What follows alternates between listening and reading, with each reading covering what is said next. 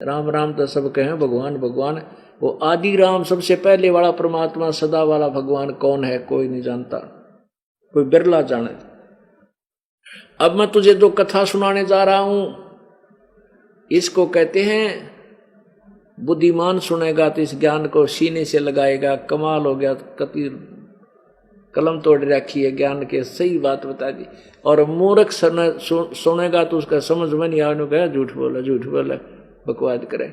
तो कहते हैं जो मैं कथा सुनाने जा रहा हूं या कड़वी कुनीन है, और बुद्धिमान तो कुनीन खा लिया करे, भाई रोग इससे तो कटेगा तो खानी पड़ेगी, कड़वी दवाई है।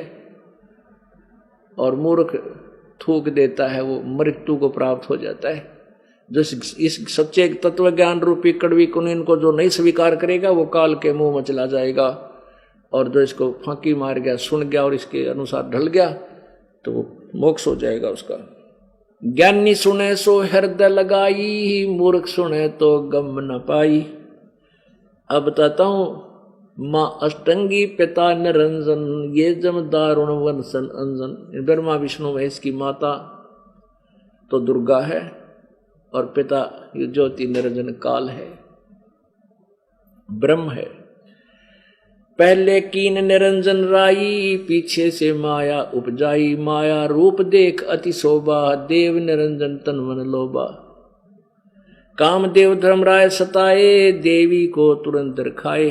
पेट से देवी करी पुकारा, हे साहेब मेरा करो उबारा। टेर सुनी तब हम ता आए, अष्टंगी के बंध छुड़वाए। सतलोक में कीना दुराचारी, काल निरंजन दीनानकारी। माया समेत दिया भगाई, 16 शंख कोस दूरी पर आई। अष्टंगी और काल अब दोई, मंद कर्म से गए बिगोई। धर्मराय को हिकमत कीना, नखरेखा से भग कर लेना। धर्मराय कीन्या भोग विलासा, माया को रही तब आशा। अब कहते हैं इस काल ज्योति निरंजन और दुर्गा ने पति पत्नी व्यवहार किया, जिससे यह गर्भ धारण हुआ, इसको आशा हुई। 3 पुत्र अष्टंगी जाए, ब्रह्मा विष्णु शिव नाम धराए। ओए होए। अब पुण्यात्माओं, ये ज्ञान कबीर भगवान जी ने, परमेश्वर जी ने 600 साल पहले बताया था कि ब्रह्मा विष्णु महेश नासवान हैं, इनकी जन्म मृत्यु होती है, और ये दुर्गा इनकी माता है, और ये ज्योति निरंजन ब्रह्म ये इनका पिता है। लेकिन इन अनाड़ी अज्ञानी ऋषियों ऋषियों ने संस्कृत बोलकर ट्या ट्या करनिया ने उस परमात्मा के सत्य ज्ञान को ऊपर नहीं आन दिया। और ये कहते थे वो तो अनपढ़ है, अशिक्षित है, वो अक्षर ज्ञान नहीं जानता। कबीर क्या जाने वेदों के गूढ़ रहस्य को, क्या जाने पुराणों के विषय में। तो उस आज से 600 वर्ष पहले जो समाज अशिक्षित था, उन्होंने उन अज्ञानी, उन ब्राह्मणों के, गुरुओं के, महर्षियों के इस ज्ञान, इस बात को स्वीकार कर लिया कि भी सचमुच कबीर साहब तो अनपढ़ हैं, ये क्या जानते होंगे वेद और गीता के बारे में। संस्कृत में संस्कृत के ब्राह्मण पढ़ सके थे, और वह बीमारी ईबता ही पड़ गई। अब परमात्मा ने 600 साल पहले वो बात कही जो सिंपल लैंग्वेज में कबीर वाणी में, वो सच्चिदानंद घन की वाणी है, ये 5वां वेद है,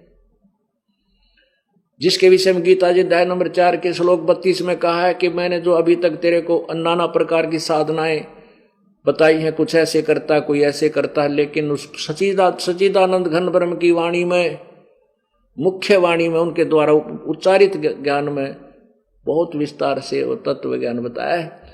फिर 34वें अध्याय के 34वें श्लोक में कहा कि उस तत्व ज्ञान को किसी तत्वदर्शी संतों के पास जाकर समझ, वह तुझे परमेश्वर के बारे में वो तत्व ज्ञान बताएंगे। तो पुण्यात्माओं, उन अनाड़ी व्यक्तियों ने, उन नकली गुरुओं, ऋषियों, महर्षियों ने परमेश्वर के उस ज्ञान को दबा रखा था। आज परमात्मा ने वो दया करी इस दास के ऊपर, अपनी प्यारी आत्माओं तक ये अमृत ज्ञान पहुंचाने की हिम्मत दी, और वो खुद ही सब व्यवस्था करें। ये नकली अब भी चाव है कि अब देखो हमारे साथ के जुल्म किया इन दुष्टों ने, क्यों किया? क्योंकि जनता और प्रजा को, राजा को, सबको भ्रमित कर दिया कि रामपाल गुंडा है, बदमाश है। न्योना बताया थारी शायद से तुम्हारे ज्ञान, तुम्हारे को नंगा कर दिया सज्ञान को, वो ना बताया जनता को इन्होंने। लेकिन सत्य को दबाया नहीं जा सकता। सत्य को मिटाया नहीं जा सकता, जितना दबाते उतनी वेग से ऊपर आती है। अब देखना पूरे विश्व में परमात्मा का ये ज्ञान फैलेगा। बोलो सतगुरुदेव। परमपिता परमात्मा कबीर देव जी स्वयं ही यहां आकर के हमें अपने यथार्थ ज्ञान से परिचित करवाते हैं। और काल भगवान ने पूरे मानव समाज को अपने नकली संतों महंतों के द्वारा, नकली महर्षियों के द्वारा पूरा अज्ञान भर रखा होता है। उस समय परमेश्वर आते हैं, अपना यो तत्व ज्ञान रूपी सूर्य उदय करते हैं। परमेश्वर कबीर देव जी का ये तत्व ज्ञान का जब सूर्य उदय हो जाएगा, उसमें जो ज्ञान हमने गीता जी और वेदों का आज बहुत अच्छा लगता है, बुरा नहीं है, लेकिन ये कंप्लीट नहीं है, ये पूर्ण नहीं है, ये हमारे लिए सफिशिएंट नहीं है, पर्याप्त नहीं है, क्योंकि इससे पूर्ण मोक्ष नहीं हो सकता। गीता और वेदों वर्णित विधि से हमारे पाप कर्म नहीं कट सकते। जैसा कर्म है वैसा ही भोगना पड़ता है, ऐसा विधान है इस स्तर की भक्ति का, इतना ही नियम है। और पूर्ण मोक्ष नहीं हो सकता, जन्म मृत्यु का यो रोग दीर्घ नहीं कट सकता। और पूर्ण परमात्मा के इस तत्व ज्ञान में वो सब विधि वर्णित है, वो कंप्लीट नॉलेज है, वो पूर्ण ज्ञान है, जिसमें पाप कर्म दंड काटने के वो मंत्र भी हैं और पूर्ण मोक्ष के मंत्र भी हैं, जो गीता और वेदों या अन्य कुरान या बाइबल के पुराण ज्ञान में नहीं है। तो जब हमारे को ये तत्व ज्ञान समझ में आएगा आपको, उस समय क्या होगा? उस समय क्या होगा कि हम अपने को ये वेद और गीता, पुराण और कुरान और बाइबल का ज्ञान कैसा लगेगा? तारा मंडल बैठ कर ये चांद बढ़ाई खावे, उदय हुआ जब सूरज का ये स्यों तारों छिप जावे। रात्रि के समय चंद्रमा का प्रकाश बहुत अच्छा नजर आता है, लेकिन पर्याप्त नहीं है। और जब सूर्य उदय होता है तो चंद्रमा का अस्तित्व कहीं देखने से भी दिखाई नहीं देता। और सूर्य उदय होने के उपरांत चंद्रमा की रोशनी की हमें आवश्यकता भी नहीं है। वो तो मजबूरी होती है कि उसमें सूर्य नहीं होता। इस प्रकार जब तक हमें ये तत्व ज्ञान नहीं मिला था तो हमारी मजबूरी थी, हम ब्रह्मा विष्णु महेश और ब्रह्म तक की साधना पर ब्रह्म तक की कर लेते थे, लेकिन वो पर्याप्त नहीं थी। अब हमें वो पर्याप्त प्रकाश मिल गया, वो पर्याप्त ज्ञान मिल गया। अब भी हम पार नहीं होंगे, साधना नहीं करेंगे, फिर परमात्मा को उल्हाना नहीं रहा। आप स्वयं जिम्मेवार होगे जो काल के जाल में अब भी रह गए। इसके लिए परमेश्वर अपनी वाणी में कहते हैं, समझा है तो सिर धर पाऊं और बहोर नहीं रे ऐसा दाओ। ओहो, यदि तू समझ गया है, आपको ये ज्ञान समझ में आ चुका है कि मानुष जन्म बार बार नहीं मिलेगा, मनुष्य जीवन कभी फिर 1,84 भोगने के बाद मिल भी गया तो तत्वदर्शी संत नहीं मिलेगा, ये ज्ञान नहीं मिलेगा, ये नाम नहीं मिलेगा। तो अब इस दृष्टिकोण से आप भक्ति करो, दिन रात एक कर दो। भक्ति, सिमरन, सेवा, दान, धर्म, ज्यादा से ज्यादा समय निकालो। पुण्यात्माओं, आप विश्वास रखना, जिसमें आप परमात्मा से जुड़ जाओगे, कबीर भगवान तय आपके वो काम ठीक होंगे आप स्वप्न में भी नहीं सोच सकते। अब तो आपको लगता है कि 3 दिन कैसे जाएंगे, महीने में कैसे आएंगे, पुण्यात्मा विचार करना थोड़ा सा। परिवार का एक सदस्य बीमार हो जाता है और किसी हॉस्पिटल में दूर देश में एडमिट कराना पड़ जाता है। अब उसमें धन भी व्यय हो रहा है, पैसा भी लग रहा है, मानसिक परेशानी भी बढ़ रही है। पता नहीं क्या होगा, कैसी रिपोर्ट आएगी, और काम भी छूट गया, कार्य भी छूट गया, घर के ताला लगाना पड़ जाता है। पैसा नहीं है तो कर्जा करके भी ला करके इलाज करवाना पड़ता है। पुण्यात्माओं, परमेश्वर कबीर जी के चरणों में आने के बाद आपको ये प्रॉब्लम नहीं आएगी। आपका जो लाख रुपए में रोग ठीक होना हो, और होना हो या ना भी हो, रोग की कोई गारंटी ना होती। या परमात्मा कबीर जी के चरणों में आपको फ्री में वो सुख मिलेगा। तो ऐसे हमने विचार लगाना पड़ेगा, ऐसे हम अपने विचारों को सेट करके फिर हम सत्संग में आएंगे। लाखों रुपये लगने थे, काम छूट जाना था, कार्य बंद हो जाना था, परमात्मा की कृपा से वो आप स्वस्थ हो गए। तो फिर यहां फिर भी नहीं आओगे। यहां बुलाने का उद्देश्य हमारा क्या है कि यहां बुला करके आपका यो मोतियाबिंद का ऑपरेशन करना है। जिन संतों को, ऋषियों को, महर्षियों को हम कंप्लीट नॉलेज युक्त मानते थे, संपूर्ण ज्ञान युक्त मानते थे, वो बिल्कुल अज्ञानी थे। उनके पास कोई ज्ञान नहीं था, ना वेदों का, ना गीता जी का, ना पुराणों का। तो उनको मोतियाबिंद था। मोतियाबिंद कैसा होता है? जैसे कल आपको दिखा था, आगे भी रह कर दिखाते रहेंगे कि इन ऋषि महर्षियों को वेदों का ज्ञान नहीं था। श्रीमद् देवी भागवत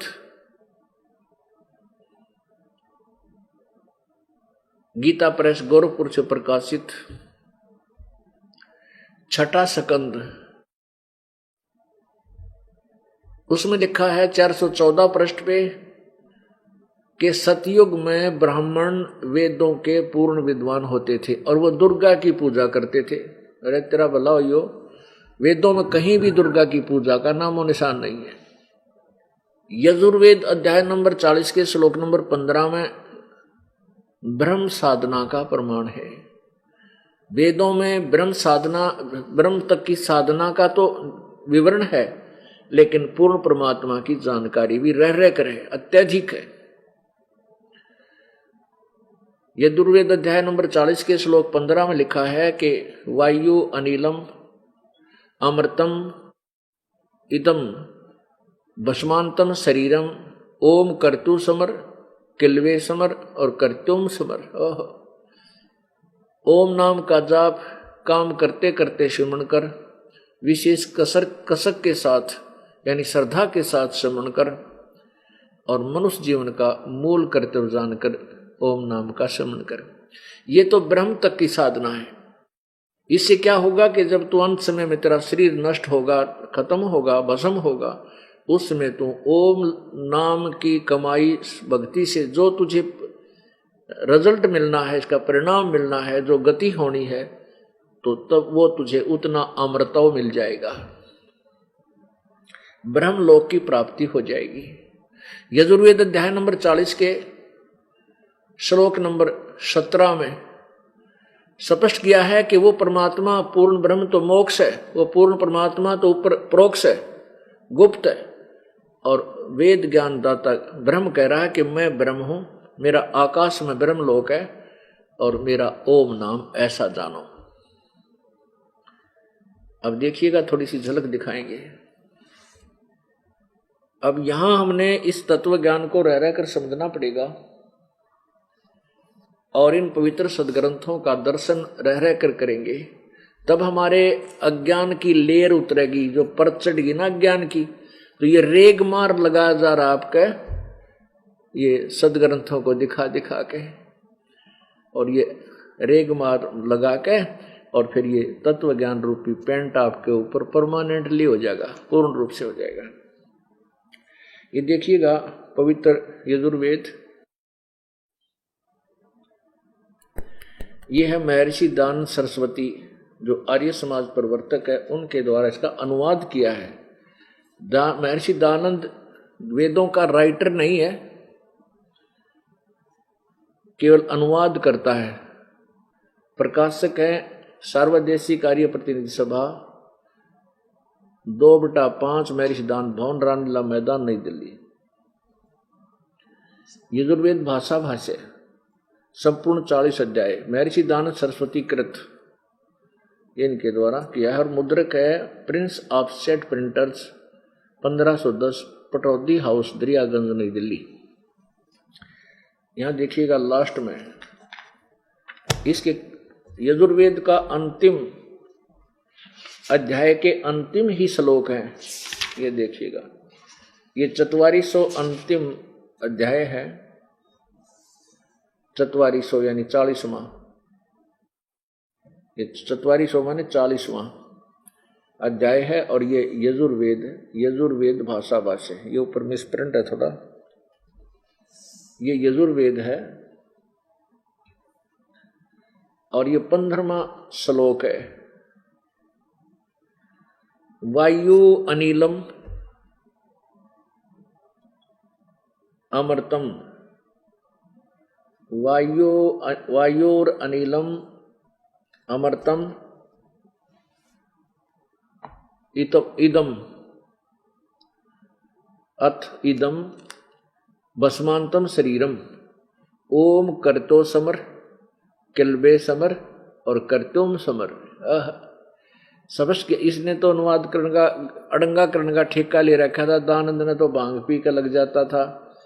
संस्कृत अवश्य आती थी लेकिन अध्यात्मिक ज्ञान नहीं था इसको। इसने क्या लिखा है कि करतो, ये करतो काम करने वाले जीव, करतो माने काम करने वाले जीव, तू शरीर छूटते समय ओम इस नाम वाची ईश्वर को। अब देखो दयानंद ने ये नहीं लिख रखा है कि ओम नाम का जाप करो अनुवाद में, क्योंकि ये तो ज्ञान तो इसको था नहीं, ना ये भक्ति करता था, केवल वक्ता बना बैठा था। अब देखो ओम शब्द है, देखो यहाँ कर्तो का अर्थ किया है। कर्तो माने कर्म करने वाले जीव, तू शरीर छूटते समय ओम। अब ओम का यहाँ लिखना था ओम, ओम ही लिखना था, ओम इस नाम को स्मरण कर, ये अनुवाद होना चाहिए था। स्वामी जी ने क्या कर दिया कि तो शरीर छूटते समय तक इस ओम तो ब्रैकेट में है, इसका अनुवाद चाहिए था इस नाम वाची ईश्वर को, नोट ओम का स्मरण नहीं, इस जिसका ओम नाम है ना, ओम नाम वो ब्रह्म का है तो उसका स्मरण कर, ओम का नहीं, जो जिसका ओम नाम है उसको स्मरण कर। और अपने किल्वे माने अपने सामर्थ्य के लिए, अपने सामर्थ्य के लिए परमात्मा और अपने स्वरूप का स्मरण कर, अपने स्वरूप का के स्मरण करे। और कर्तव्य माने अपने किए का स्मरण कर। इस संस्कार का वायु धनंजय आदि रूप वायु, कारण रूप अनिलम माने कारण रूप वायु, अमृतम अविनाशी कारण को धारण करता हुआ, अथ माने इसके, अनंतर इदम यह शरीरम नष्ट होने वाला सुखदायक आश्रय शरीर, सुख आदि का आश्रय शरीर, भस्मांतम अंत में भस्म होने वाला, ऐसा जानो। इससे सिद्ध है कि यू ओम नाम भी ना जप्या करता, ये केवल गपोड़ मारा करता, इधर उधर के कहीं की ईंट कहीं का रोड़ा इकट्ठा कर रखा था। इससे सिद्ध है कि अनुवाद करता क्या क्रिया करता है, इससे स्पष्ट पता चल जाता है ये कितना विद्वान था, कितना इसने भगवान को जाना है। इसका सीधा सा अर्थ बनता है कि ओम नाम का जाप करतो समर, काम करते करते सुमन कर, ओम नाम का, ओम स्पष्ट लिखा है इसमें देखो, ओम करतो समर, बस ओम समर, नोट इसमें ये लिखा कि जिसका ओम नाम है उसको समन कर। ये तो हम संस्कृत भी तो ये देवनागरी यानी नागरी लिपि है, हम इसको आसानी से पढ़ सकते हैं, अक्षर ज्ञान हमारे पास है, इसमें तो कोई डाउट है नहीं। ओम करतो समर, किल्वे समर, करतुम समर, कति सिंपल से सिंपल उसमें लिख रखा है भाव में। तो ओम नाम का जाप काम करते करते समन करो, विशेष कसक के साथ। किल्वे माने उन्होंने कहा तो किलबलाट माच गया, यानी कति कसक को बहुत जबरदस्त श्रद्धा से और कर्तुम अपने मुख्य उद्देश्य मान करके परमात्मा के अपना मुख्य कर्म मान करके मनुष्य जीवन का के भगवान की भक्ति बिना ये जीवन व्यर्थ है मनुष्य का, इस करके तू ओम नाम का इस दृष्टिकोण से और ऐसे जाप कर। जब तेरा शरीर छूटेगा तब तुझे ओम नाम के सतर की, ओम नाम से जो तुझे लाभ मिलना है वो अमृतो मिल जाएगा, और तेरा जो प्राण जो जीव है वो लिंग शरीर बन जाता है, उसकी बैटरी चार्ज हो जाती है। वायु अनिलम अमृतम अथ इदम भस्मांतम शरीरम। तो इसका अर्थ ये बनता सीधा सा कि ओम नाम का जाप करने से इसके सतर का जो लाभ तुझे होना वो मिल जाएगा। अब आगे लिखा है ये 15 में, अब 17 इसका 40 में जाएगा। अंतिम मंत्र है यजुर्वेद का 44वां अध्याय, और ये 17वां श्लोक मंत्र है, लास्ट है ये इस अध्याय का भी लास्ट है और यजुर्वेद का भी अंतिम मंत्र है। इसमें क्लियर कर रखे है, इस अनुवाद करता है का ही पढ़े, इसे बहुत कुछ समझ में आएगा। दयानंद जी कह रहे हैं, लिख रहे हैं, हे मनुष्यो, जिस ज्योति स्वरूप पात रक्षक मुझ से अविनाशी यथार्थ कारण के आच्छादित मुख के तुल उत्तम अंग का प्रकाश किया जाता है। अब ये कहता गीता ज्ञान दाता जो ब्रह्म है वो ना वेद ज्ञान दाता ब्रह्म कह रहा है कि मैं अब तुम्हें वो उत्तम अंग विशेष मुख माने मुख्य भगवान का, इसने लिखा मुख्य के तुल उत्तम अंग का प्रकाश किया जाता है। जो वह कहते हैं बताता हूं, जो वह प्राण व सूर्य मंडल में पूर्ण परमात्मा है, वह प्रोक्ष रूप वो तो गुप्त है, और अहम मैं खम आकाश के तुल्य व्यापक ब्रह्म सबके गुण कर्म और स्वरूप करके अधिक हूँ। ओम सबका रक्षक जो मैं ओम ऐसा नाम जानो। ले इसमें भी ओम शब्द है। हिरमेन पात्रेण सत्यम अपहितम मुखम, ये असौ आदित्य पुरुष सो असौ अहम ओम खम ब्रह्म। खम का अर्थ होता है आकाश और स्वर्ग, तो और ब्रह्म ये खुद है, वेद ज्ञान बोल रहा है, ये ब्रह्म कह रहा है कि वो पूर्ण परमात्मा तो सतलोक में है, वो गुप्त है, उसको नहीं देख पा रहे, और मैं स्वर्ग में हूं, मेरा यो ओम नाम है। ये लिखता है कि जो वह प्राण व सूर्य मंडल में पूर्ण परमात्मा है, वह प्रोक्ष रूप वो तो गुप्त है, और अहम माने मैं, ये ब्रह्म कहता मैं ब्रह्म, अहम ब्रह्म, ये ब्रह्म आना चाहिए, मैं ब्रह्म आकाश यानी खंभ माने स्वर्ग में ब्रह्मलोक में हूं, और मेरा ओम नाम है। अंडरस्टूड, कति क्लियर शब्द है, यो क्लियर अर्थ है इसका। लेकिन इस नडंगा कर रखा था ज्ञान किसने थाय निदानंद ने, तो कति यो तो ये भगवान इस जैसा तो मैंने जिंदगी में कोई इतने उच्च पद पर और ऐसा बेहुदा ज्ञान मैंने किसी संत और महर्षि का नहीं देखा। यदि मेरा कोई से जाति शत्रुता नहीं है, लेकिन ये दास एक आध्यात्मिक टीचर बना दिया भगवान ने, और ये भी आध्यात्मिक टीचर थे, गुरु थे। अब डॉक्टर की दवाई ने डॉक्टर बता सके है, मरीज ने क्या पता। तो ऐसे ही गुरु के ज्ञान को, आध्यात्मिक टीचर के ज्ञान को आध्यात्मिक टीचर ही बता सकता। और अब तो आप सारे, आपको ऐसा ज्ञान दे दिया है, सदग्रंथ आपके सामने दिखा रहा है ये दास, तो इसमें तो कंसेप्ट ही क्लियर हो जाता है। इसमें तो डाउट ही समाप्त हो जाता है कि पहले वाले कहीं गलत बोल रहे थे तो कहीं ये संत रामपाल भी गलत कह रहा हो। ये तो गुंजाइश नहीं छोड़ूंगा आपके पास के सामने, आपको सदग्रंथ दिखा दूंगा जिनको आप सत्य मानते हो, फिर आप निरसंशय हो जाओगे और परमात्मा के ज्ञान को आसानी से ग्रहण करोगे। अब ये क्या